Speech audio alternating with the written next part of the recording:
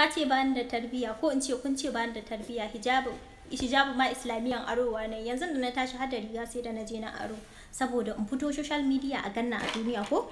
To ka zage ta kuma cikin umma na ne, in ka zage ta kowa ya tsaya maka sai na zage ka. Muna nan aljanna za mu haɗu da kai da izinin baka addu'a Allah ya idan ban ganka a wuta ba. Sannan insha Allah cikin matan da baka so mu fito sai mun fito, matan da Allah ubangiji da kanshi yake alfahari da su. Muna son mu kasance cikin wa'annan matan muslimatin mu'minatin qanitatin ta'ibatin abidatin sa'ihatin sayyibatin wa abkara.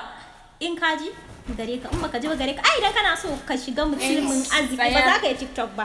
Wawa da kai haka na wai zagi. Abin da nake son ka sani, wannan abin in kana so a ja shi ya nisa, ko kai kana tunanin ko kai ka isa, dan Allah ka ba mu address naka garin da kake. Kaga iya rashin